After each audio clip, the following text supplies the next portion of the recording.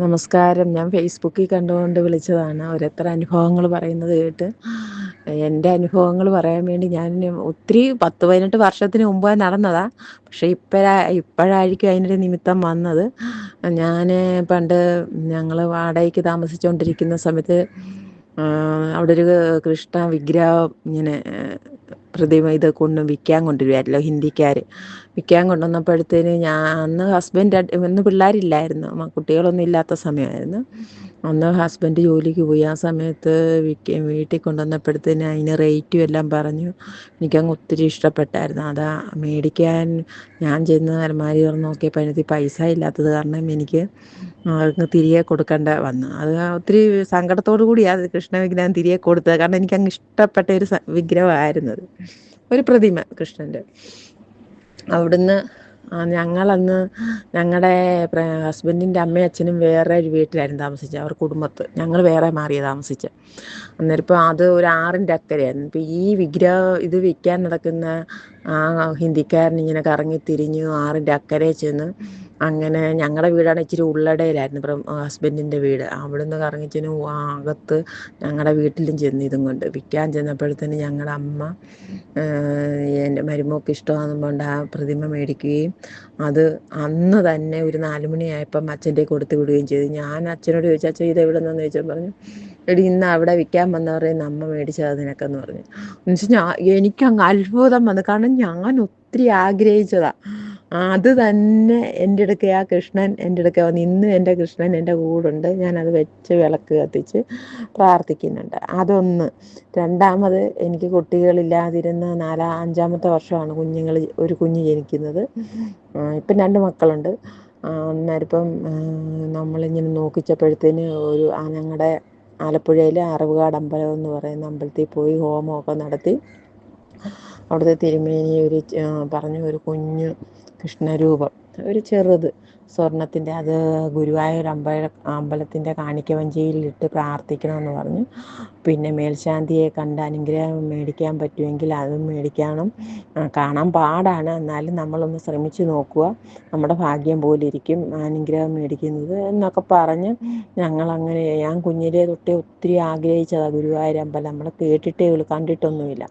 അങ്ങനെ ഞങ്ങൾ ഇവിടുന്ന് 2 പേരും കൂടെ വണ്ടിയെ പോയി അങ്ങ് ചെന്നപ്പോഴത്തേന് 11 മണിയൊക്കെ ആയി. അവിടെ ചെന്ന് അകത്ത് എനിക്ക് ഈ ഗുരുവായൂർ കണ്ടപ്പോഴത്തേന് ആകപ്പാടെ അങ്ങ് സന്തോഷം. അവിടുന്ന് ഞാൻ ഓടി അങ്ങ് അകത്തോട്ട് ചെന്നപ്പോഴത്തേന് പോലീസുകാർ പറഞ്ഞു, ഞാൻ അകത്തൊന്ന് നടയൊക്കെ അടച്ചിട്ടേക്കുക, നാളെ വെളുപ്പിനെ വന്ന് തൊഴാൻ പറഞ്ഞു. ഞാൻ പറഞ്ഞു, എനിക്ക് കൊതികൊണ്ടാണ് ഇച്ചിരി, ഞാൻ വന്നപ്പോൾ ആ ഗ്രില്ലിൻ്റെ അവിടെ നിൽക്കുമായിരുന്നു, ഇച്ചിരി ഒന്ന് അകത്തോട്ട് കയറിക്കോട്ടെ എന്ന് വെച്ചപ്പോൾ ഞാൻ എന്താണ് പോയി നിന്ന് കണ്ട് ചുമ്മാ അവിടെ പരിസരമൊക്കെ കാണാനല്ലേ പറ്റത്തുള്ളൂ, അടച്ചിട്ടേക്കുന്നതുകൊണ്ടൊന്നും കാണാൻ. ഇപ്പോൾ അകത്തോട്ട് കയറിയപ്പോഴത്തേനും ഞാൻ ചുമ്മാ അതിൻ്റെ അകത്തെല്ലാം ഇങ്ങനെ വീക്ഷിച്ചപ്പോൾ അവിടെ ഒന്നും ആരുമില്ല. പുറത്ത് ഇഷ്ടം പോലെ ആൾക്കാർ നിൽപ്പുണ്ട്. എന്നിപ്പോൾ ഞാൻ ഈ ഗ്രില്ലെ പിടിച്ചുകൊണ്ട് നിൽക്കുക. അവിടെ നിന്ന് ഞാൻ ഇങ്ങോട്ട് തിരിയുകയും അവിടെ നിന്ന് ഒരു കാവി കയ്യിൽ കൊടുത്ത് ഒരു പ്രായം ചെന്ന ഒരു അച്ഛൻ, എവിടെ നിന്നാണെന്ന് അറിയത്തില്ല, ഞാൻ പറഞ്ഞു, അച്ഛൻ ഇവിടെ നിൽപ്പുണ്ടായിരുന്നു. ഞാൻ ഇവിടെ തന്നെ ഉണ്ടായിരുന്നെന്ന് പറഞ്ഞു. ഞാൻ പറഞ്ഞു, എന്നോട് എന്താ മോള് വന്നെന്ന് ചോദിച്ചു. ഞാൻ പറഞ്ഞു, ഇന്ന പോലെ സന്താനങ്ങളൊന്നുമില്ല, അതിനൊരു ഹോമമൊക്കെ നടത്തി ഇന്ന മേൽശാന്തിയുടെ അനുഗ്രഹം മേടിക്കണമെന്ന് പറഞ്ഞു. ഇപ്പം മേൽശാന്തി എവിടെ ഇരിക്കുന്നൊന്നും എനിക്കറിയത്തില്ല, എനിക്കൊന്ന് പറഞ്ഞു തരുമോ എന്ന് ചോദിച്ചു. എന്നും പറഞ്ഞു, നാളെ വെളുപ്പിനെ കണ്ടു തൊഴുതിട്ട് ഇതാ ബുക്ക് സ്റ്റാളെന്ന് പറഞ്ഞു. എനിക്ക് ബുക്ക് സ്റ്റാളൊന്നും അറിയത്തില്ലല്ലോ, നമ്മൾ ആദ്യമായിട്ടൊന്നും. ഞാൻ ചെയ്താന്ന് വെച്ചപ്പോൾ എന്നെ കാണിച്ചിരുന്നു ബുക്ക് സ്റ്റാൾ. അങ്ങനെ ബുക്ക് സ്റ്റാളിൽ ചെന്ന് 10 മണിയൊക്കെ ആകുമ്പോഴത്തേന് തൊഴുതെല്ലാം കഴിഞ്ഞ് ബുക്ക് സ്റ്റാളിൽ വന്നാൽ മതി, എനിക്ക് അവിടെയാണ് നാളത്തെ ജോലി എന്ന് പറഞ്ഞു. അവിടുന്ന് ഞാൻ തൊഴുത് ബുക്ക് സ്റ്റാളിൽ ചെന്ന്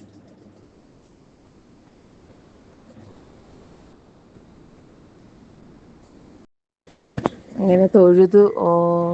10 മണിയായപ്പോഴത്തേന് ആ അച്ഛനെ കാണാൻ വേണ്ടി ഞങ്ങൾ ബുക്ക് സ്റ്റാളിൽ ചെന്നപ്പോൾ അച്ഛൻ അവിടെ ഇരിപ്പുണ്ട്. ഞാൻ പറഞ്ഞു, അച്ഛാ ഇന്നലെ എന്നോട് പറഞ്ഞില്ലായിരുന്നു തിരുമേനിയെ കൊണ്ട് കാണിക്കാമെന്ന്, പോകാമെന്ന് ചോദിച്ചു. ഞാൻ പറഞ്ഞു, അയ്യോ മോളെ, ഞാൻ നിന്നെ കണ്ടിട്ടില്ല. ഞാൻ അയ്യോ അച്ഛനല്ലേ ഇന്നലെ എന്നോട് പറഞ്ഞത്, എനിക്ക് ബുക്ക് സ്റ്റാൾ പോലും അറിയത്തില്ല, അച്ഛനല്ലേ എന്നോട് പറഞ്ഞു ബുക്ക് സ്റ്റാളിലെ എനിക്ക് ജോലി, നാളെ ഇവിടെ വന്ന് എന്നെ കണ്ടാൽ മതി എന്ന്. അതുകൊണ്ട് അതൊന്നും മോളെ, നിന്നെ വല്ലവരും പറ്റിച്ചതായിരിക്കും, ഞാനല്ലെന്ന് പറഞ്ഞു. ഞാൻ പറഞ്ഞു, അയ്യോ അച്ഛാ ഒന്ന് ഓർത്ത് നോക്കിക്കേ, ഇന്നലെ രാത്രി ഒരു 11 മണിയൊക്കെ കഴിഞ്ഞപ്പോൾ എന്നെ അച്ഛൻ കണ്ടില്ല, 11:30 ആയപ്പോൾ. ഇല്ല മോളെ, ഞാൻ നിന്നെ കണ്ടില്ലെന്ന് പറഞ്ഞു. അവിടുന്ന് എനിക്കങ്ങ് വിഷമമായി പോയി. ആ അച്ഛനെ പോലെ തന്നെ ഇരിക്കുന്നു. അവിടുന്ന് ഞാൻ ആ തുലാഭാരം തൂക്കുന്നതിൻ്റെ അവിടെ പോയി അങ്ങ് വിഷമിച്ചിരുന്നു. ഇരുന്നപ്പോഴത്തേക്കും ഞാൻ ഓർത്തു ഒന്നുകൂടെ പോയി ചോദിക്കാം. നമ്മൾ രണ്ടാമത് വീണ്ടും ചെന്നപ്പോൾ ഞാൻ പറഞ്ഞു, അച്ഛാ ഒന്ന് ഓർത്ത് നോക്കിക്കേ, അച്ഛൻ ഇന്നലെ രാത്രി എന്നെ കണ്ടില്ലേ എന്ന് ചോദിച്ചപ്പോൾ, ഇല്ല മോളെ ഞാൻ നിന്നെ കണ്ടില്ല, നിന്നെ ആരെങ്കിലും പറ്റിച്ചായിരിക്കും എന്ന് പറഞ്ഞു. ആ അച്ഛൻ സമ്മതിക്കാത്തതുകൊണ്ട് ഞാൻ വീണ്ടും പോയി ആ തുലാഭാരത്തിൻ്റെ അവിടെ പോയി ഇങ്ങനെ ഇരിക്കുമ്പോഴത്തേന് എൻ്റെ തൊട്ടരികിലാണെങ്കിൽ ഒരമ്മയും മോളും ഇരിപ്പുണ്ടായിരുന്നു. അപ്പം അമ്മ മോളോട് പറയുന്നത്, ഇതിലെ ഈ സ്റ്റെപ്പ് കയറി ചെല്ലുന്നിടത്താണ് തിരുമേനി ഇരിക്കുന്നതെന്ന്. സിമെൻറ്റും കൊണ്ട് തേച്ചല്ലേ, ഈ കമ്പി പോലത്തെ ഗ്രില്ലിൻ്റെ മേലോട്ട് കയറി പോകണമെന്ന് പറഞ്ഞു. ആ സ്റ്റെപ്പ് കയറി മേലോട്ട് ചെല്ലുന്നത് തിരുമേനി ഇരിക്കുന്നതെന്ന് ഞാൻ കേട്ടുകൊണ്ടിരിക്കുക. അവിടെ ഞാൻ പെട്ടെന്ന് ഹസ്ബൻഡിനോട് പോലും പറയാതെ ഞാൻ ആ സ്റ്റെപ്പ് കയറി മേളിൽ ചെന്ന് എന്താണെന്ന് നോക്കാൻ വേണ്ടി പോയത്, നമുക്ക് പറ്റുമോ എവിടെയായിരിക്കും. അങ്ങനെ മേളിൽ ചെന്നപ്പോഴത്തേനും 3-4 പേര് വാതിൽക്കൽ നിൽപ്പുണ്ടായിരുന്നു. എന്നൊക്കെ തിരുമേനിയെ കാണാൻ നിൽക്കുന്നവരായിരിക്കും. അപ്പോൾ എന്നോട് ചോദിച്ചാൽ എന്താണെന്ന് ചോദിച്ചപ്പോൾ ഞാൻ പറഞ്ഞു, തിരുമേനി ഇവിടെയാണ് ഇരിക്കുന്നതെന്ന് കാണാൻ പറ്റുമോ എന്ന് ചോദിച്ചപ്പോഴത്തേന്, ഇപ്പോൾ എൻ്റെ കൈ ദക്ഷിണ പോലും കൊടുക്കാനില്ല. തിരുമേനി ഇവിടെയാണോ ഇരിക്കുന്നതെന്ന് കാണാൻ പറ്റുമോ എന്ന് ചോദിച്ചപ്പോഴത്തേന് എന്നോട് പറഞ്ഞു, അതിനെന്താ കയറിക്കോളാൻ പറഞ്ഞു. അയ്യോ, എനിക്ക് വിശ്വസിക്കാൻ പറ്റുന്നില്ലായിരുന്നു. ഞാൻ കയറി ചെല്ലുമ്പോൾ ഒരു വലിയ ഈ രാജകൊട്ടാരത്തിൽ ഇരിക്കുന്ന നല്ല കസേര, വലിയൊരു കസേര, പീഠത്തിനകത്ത് കാലൊക്കെ വെച്ച് ഇങ്ങനെ ഇരിക്കുക. ഇനിയിപ്പം ഞാൻ ചെന്ന് കാലെ തൊട്ട് താഴത്തുനിന്ന് തൊട്ട് തൊഴുതിട്ട് എന്നോട് ചോദിച്ചു, എന്താ പ്രശ്നം. ഞാൻ പറഞ്ഞു, ഇന്ന പോലെ സന്താനം ഒന്നുമില്ല എന്ന് പറഞ്ഞ്, വെളുപ്പിനെ ഞാൻ ഗുരുവായൂരപ്പനോട് നിൻ്റെ കാര്യം പറയാം എന്നൊക്കെ പറഞ്ഞ് ചിരിച്ചിട്ട് എന്നോട് പറഞ്ഞ്, വെണ്ണ മേടിച്ചുകൊണ്ട് വരണം, അത് പൂജിച്ച് തരാം, അടുത്ത ആഴ്ചത്തേന് പൂജിച്ച് കിട്ടും, ഇവിടെ വന്ന് മേടിച്ചാൽ മതി എന്ന് പറഞ്ഞു. വെണ്ണ മേടിച്ചിട്ട് ഇവിടെ ഏൽപ്പിക്കാൻ പറഞ്ഞു. അങ്ങനെ ഞാൻ വെളിയിൽ വന്ന് പുള്ളിക്കാരന് അത്ഭുതം ഞാൻ കയറി കണ്ടെന്നുള്ളത്. എനിക്കറിയത്തില്ല, എങ്ങനെയോ അങ്ങ് നടന്ന് സംഭവിച്ചു. അവിടുന്ന് പുള്ളിക്ക് വിശ്വസിക്കാൻ പറ്റുന്നില്ല. അവിടുന്ന് ഞാൻ പറഞ്ഞിട്ട് പെട്ടെന്ന് പോയി വെണ്ണ മേടിച്ചുകൊണ്ട് വരാൻ പറഞ്ഞു. അങ്ങനെ നെയ്യ് മേടിച്ചുകൊണ്ട് വന്ന് തിരിച്ചു കൊണ്ട് കൊടുത്ത് പൂജിച്ച്, പൂജിക്കാൻ കൊണ്ട് കൊടുത്ത് ഞങ്ങളുടെ പേരും അഡ്രസ്സും എല്ലാം എഴുതിയിട്ട് ഞങ്ങൾ തിരികെ വീട്ടിലെത്തിയപ്പോഴത്തേന് ഞങ്ങൾക്ക് അന്ന് പൈസയുടെയൊക്കെ ബുദ്ധിമുട്ട് കുറച്ചുണ്ടായിരുന്നു. എന്നിട്ടും വീണ്ടും ഗുരുവായൂർ പോകണ്ടേ, എൻ്റെ പൈസയുടെ ഇച്ചിരി ബുദ്ധിമുട്ടുള്ളത് കാരണം ഇങ്ങനെ ഇരിക്കുക. വിഷമിച്ചിരിക്കുമ്പോഴത്തേന് പുള്ളി ഇവിടെ ഒരു കൂട്ടുകാരൻ ഇപ്പം അടുത്ത ആഴ്ച ഞായറാഴ്ച പോകുന്നെങ്കിൽ ശനിയാഴ്ച വൈകിട്ട് പ്രവട്ടന് ഒരു ഫോൺ കോൾ വരിക, ഇന്ന പോലെ ഒരു കൂട്ടുകാരൻ ഗൾഫിൽ നിന്ന് വന്നായിരുന്നു. അവൻ വിളിച്ചിട്ട് പറയുന്നേടാ, എൻ്റെ കുഞ്ഞിനെ ഓട്ടിക്കാൻ ഗുരുവായൂർ പോകണം, നീ വണ്ടി ഓടിക്കാനൊന്ന് കാർ ഓടിക്കാനൊന്ന് ചെല്ലുമോ എന്ന് ചോദിച്ചു.